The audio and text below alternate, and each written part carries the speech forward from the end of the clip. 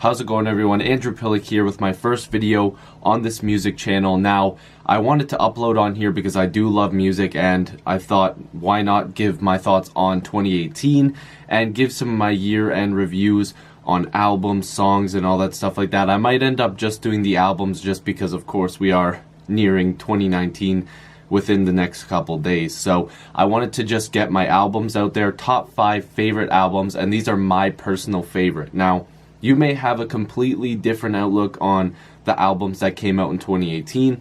That's your opinion. I'm going to have mine.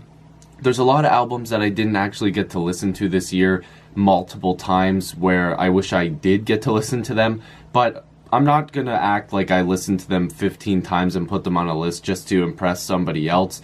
I want to have my own opinions on the music that I listen to. I listen to all genres, and I'm not one of those people that, pretends like they have to listen to one genre and not listen to a certain artist because they may not be popular or cool enough for other people. I listen to anybody. I give every artist a chance, and you're going to see that with my list. I have some diversity on here. I try to make sure that I can grab from all genres. This time there's a lot of rap and pop heavy albums in this, basically because that's what I listened to most this year. There were some country albums that I listened to a couple songs and kind of gave up on, so why would I put them in this list as an honorable mention if I barely even listened to them anyway? So I'm going to give you guys my honorable mentions, then I'll go into my top 5 albums, and again, you could completely disagree with my list, but this is my personal opinion, the albums that I liked, and if I forget an album in this, I'm going to be really ticked off. So hopefully I don't forget anything. If you're new to this channel, make sure to subscribe, and we can talk about some music. I'm going to have some reactions on here, reviews, all that sort of stuff, some guests, maybe some interviews. We'll see what happens, but let's get into the honorable mentions. So I won't talk too much about my honorable mentions. I'll probably just give a quick little recap on what I thought about the album, like very brief. Some of them I might not even, just because I listened to them, they were easy listening and I enjoyed the music. So I've got them on my phone in front of me. The first one was Redemption by J-Rock. I think that he had a really good project this year, kind of a slept on rapper from TDE, of course. There's some really good stuff on here, and if you haven't listened to it, I would definitely do that. Next up is Swimming, rest in peace, Mac Miller. I really wish I could put this in my top 5. This was a heavy album to listen to. There's a lot of really good music in here, but this is just a dive into Mac Miller's life, basically. And, unfortunately, he left us early. But if you haven't listened to Swimming, and if, you're one of those people that doesn't think he deserves a Grammy nomination, which will be a video coming up very soon, I have to disagree with you. I really like this project, and I think that it deserves the Grammy nomination. Next up is Shawn Mendes and his self-titled album, Shawn Mendes. Again, I'm not one of those people that cares if you think that Shawn Mendes shouldn't be on a list like this. This is a good album. Why are we disrespecting pop stars that write their own music and who can actually perform that music? Shawn Mendes is one of those guys. He can perform this music. You need to listen to it. Very good writing skills. He doesn't just make basic pop music. This is a very good listen. I recommend it 100%. My Dear Melancholy, I think that's how you pronounce it, by The Weeknd. This was just a short little EP/album that came out. I liked it. The Weeknd always performs well, but I didn't really listen to it as much as I wanted to, and that's probably why it's an honorable mention. I don't think it would have got into my top 5 anyway, but The Weeknd always puts out at least solid music. Next is The Book of Ryan by Royce da 5'9". This guy just spits. I love his rap music. I think that he's done very well over the years. Him and Eminem have made some good music together, but really give this album a chance. I hadn't heard from Royce in a while. I hadn't listened to his stuff. I've kind of really not kept in tune with some of the rappers that I listened to a while back. I used to listen to Royce quite a bit. Of course, when you grow up listening to Eminem, you're going to find the guys that make music with him too and then branch off and listen to them. Royce was one of those guys. I just didn't get around to listening to a bunch of his stuff. This album, definitely worth the listen. Next up is Victory Lap by Nipsey Hussle. This is an album that probably could have got into my top 3 rap albums of the year had I not got to it so late. Obviously, I'm not doing subcategories when it comes to top albums. This album I really slept on. I should have listened to this album way earlier. Nipsey Hussle this is just fantastic. Victory Lap is very good. If you want just, you know, good rapping bars, a good collaborate, like there's a bunch of good collaborations in this, I would definitely listen to it. Next is Kids See Ghosts by Kanye West and Kid Cudi.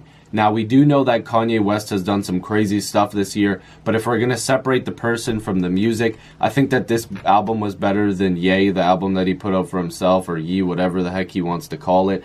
There is some good stuff in here. Cudi delivered a very good project. But the 7-track thing that they were doing at Good Music, I think it worked, and I really liked Kids See Ghosts, to be honest. The next one here is The Pains of Growing by Alessia Cara. Again, a songwriter, somebody who can perform their music. She killed it this year. This album was obviously a late add to this list, much like a couple of these albums on here, but she just performs this music well. The writing on this project was really good, and again, please do not disrespect the actual people who can write music in the pop industry as well. Alessia Cara writes her own music, as does Shawn Mendes. You need to give more credit to people like this and really listen to what they're saying. Some teenagers and young adults can relate to some music that's on this. Personally, a song like Here that was on a previous project that she did got me hooked onto her music because I can relate with Here. I'm not much of a party person. You know, I'm kind of a person that has friends but doesn't always, you know, go out and do that stuff. So if you listen to this music, you can relate to a lot of stuff, and I think that it's a good album. Astroworld is next up on this list by Travis Scott. You know, I wasn't a huge fan of Travis before. I won't, you know, I'm not going to deny that. I actually went to the Damn tour. This is the European exclusive that my girlfriend bought me, but I have a lot of Damn tour merch that I could show you guys in another video. I seen Travis open for Kendrick. I wasn't the biggest fan of his music at first, and obviously I've heard of him way before the Damn tour, but I meant like seeing him live performing the music. And I was like, okay, you know, I'll give him another shot with Astroworld. I really like the project. I would definitely recommend it for sure. Then we got the Carter 5 from Lil Wayne. It was too long. It was just too long for my liking. Of course, we had high, you know, tracks like Mona Lisa that was just insane on this project. Lots of really good stuff. Uproar did very well. There's a lot of songs on here that did numbers, but it's just too long of a project. I'm still a Wayne fan. I'm glad that this got resolved and that the music actually came out. The last honorable mention I believe that I have here, yes it is Invasion of Privacy by Cardi B. Again, please do not disrespect me for liking an album that everybody may not like. Yeah, she doesn't write her own music. We should probably get past that, and I'm trying to do that as a fan of music. I like people that can write their own music, but a lot of my friends are saying, you know what, just listen to something else, try to listen to people that don't write their own music, because I'm very critical about that, even though I have no musical talent whatsoever. I'm just a guy that likes to talk about it. This project, I think Cardi did well. Her numbers were good. The collaborations were good. Chance had a really good song on here. SZA did good on here. Lots of good stuff. The Migos track was good, and I'm not even a big fan of Migos. Drip. Like, there's some good stuff in here. Cardi is flowing on this like crazy. I think it was a good project. I had to give it multiple listens, and I enjoyed listening to it over the years. So those are my honorable mentions. Now we'll get to the top 5. At number 5, I have For the Homies by Mike Stud. This is probably an album that not a lot of people have heard of or listened to before. I'm a fan of Mike Stud. I believe he's just going by Mike now. He's going to drop the stud off of his name. I've been listening to him for years. He does collaborations with one of my favorite baseball players, Marcus Stroman. But the music by itself, this project has a lot of cool stuff. And again, what I said earlier is I like lyrics. I like heavy rap music and stuff like that. But I also like to listen to some pop music and, you know, some banger type music. Like stuff that you can just, you know, easy listening, some fun music. I like music like that. So every once in a while I need to listen to an album that has some good stuff in it, some good lyrical content, but can also just be a fun song or fun project to listen to. Some highlights on this album for me was the first song, W.I.N. It's separated, so it's not technically called Win, I believe. That's a very good song, one of my favorite songs that came out this year. Can't Say No is on here. Lost Me with Vori, that's a good one. High Hopes. Honolulu. Like, these are just good songs. Back Off, Things I Like, The End, Frio, Keep Going. Like, there's a lot of good songs on here. If you haven't heard of Mike Stud, I definitely recommend For the Homies, and that's why it's at number 5 on my top 5 albums of 2018. Again, my favorites. At number 4 is Man of the Woods by Justin Timberlake. Now, again, people might disagree with me. Again, this is my personal favorite list, and I'm gonna have to keep explaining that because I'm already reading the comments if people are even seeing this. This is my first video on the channel. But Man of the Woods was an album that wasn't well received when it first came out. Now, we do know Justin Timberlake has a good track record. He's put out a lot of great music. Obviously, the 2020 Experience, both albums, Future Sex, Love Sounds, Justified. He's put out albums that just do good numbers and have good music on it. This album, when the singles came out, like Filthy, what was the other one? Say Something kind of was a single. What was the other one? Supplies. People weren't really into those songs. I happen to like them. The highlight on this album for me would probably be Say Something with Chris Stapleton. Again, a song that can be performed well, and I went to this tour. I've seen Justin Timberlake multiple times. This Man of the Woods tour was very good. You have to remember, he did something different. We always ask for artists to be different and to change up their style sometimes. Justin Timberlake did that here. He went for like a country, pop, rap, like he included everything in this project, and I think it's fair to say that this is good if people actually open their ears and listen to the different variety that he brings. It kind of goes through a timeline. There's some connecting stuff that are in this piece that make it sort of, you know, a cohesive album. Although there are different types of music on here, I can still see what he was trying to do because, again, when you go to the tour, I believe it's his wife that does the connecting pieces. Sometimes there's talking stuff that was in between the songs. For me, I think that it worked. What are some highlights? Midnight Summer Jam is easily my favorite song on this project. I think it's very good. It's got a bit of country. It's a good mix. There's just some good stuff on here, and if people don't like that, it's one of my favorite albums of 2018. At number 3 is the Black Panther soundtrack, of course, from the movie Black Panther, done by Kendrick Lamar and various artists. Kendrick Lamar is my favorite rapper. If you haven't heard already in this video, I've talked about his merch, his tour. You'll hear quite a lot about Kendrick on this channel. This album did very well. I don't think a lot of people expected it to be as good as it was, although Kendrick does have a good reputation. We all know that in the rap world, but as well as just the music world. You know, the Pulitzer Prize, or Pulitzer Prize, however you pronounce it. He's done well at the Grammys. He's, you know, got awards. He's done well just, you know, with reviews, and his music is just good. It speaks for itself.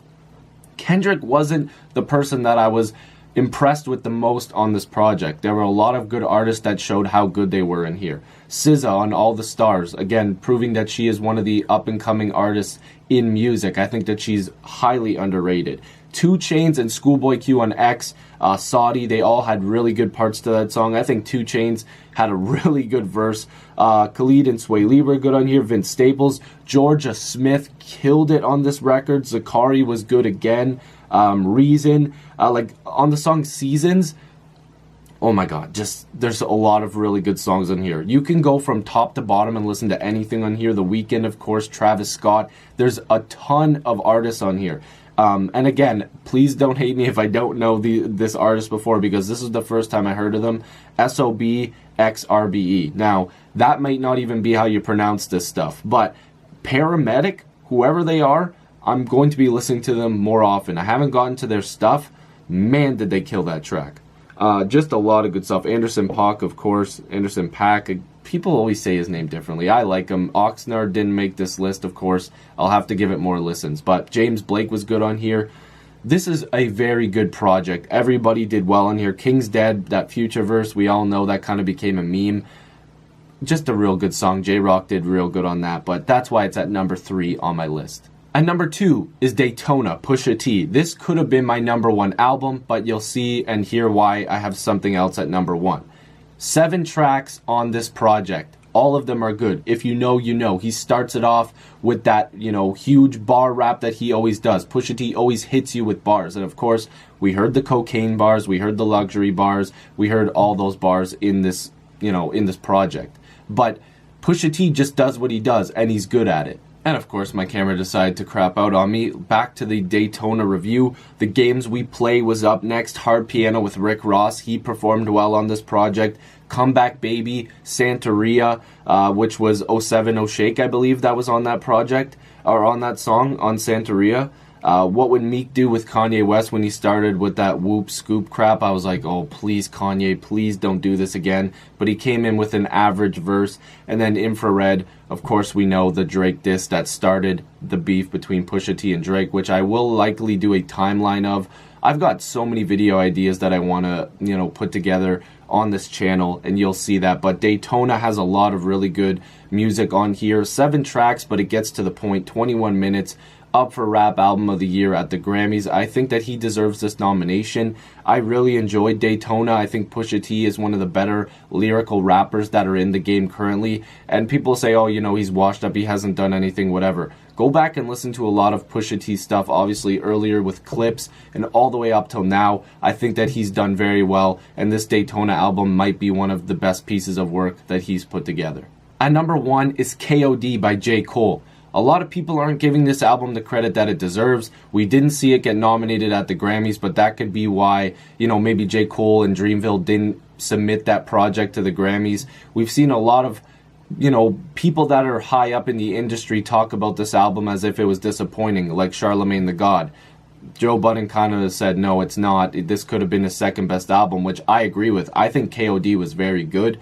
What did it stand for? Kids on Drugs, Kill Our Demons, and Kings on Drugs, or King on Drugs. I can't remember that he had 3 meanings, but I believe Kill Our Demons was the one that he wanted to really go with, and that's self-explanatory. You want to find ways to be able to kill your demons without taking, drugs, alcohol, whatever.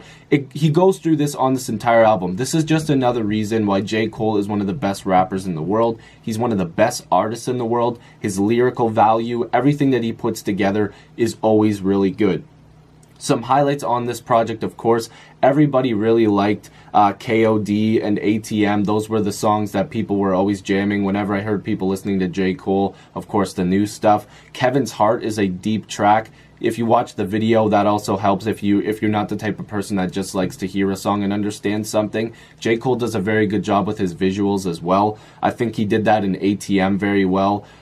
You just got to really listen to the words that he's saying in this album. 1985, a lot of people thought, okay, this is a real big diss to the new mumble rappers, the new rappers in the game. I personally was one of those people, but then we seen him sit down with Lil Pump, kind of clear the air and what that was, because there was a little bit of a back and forth there.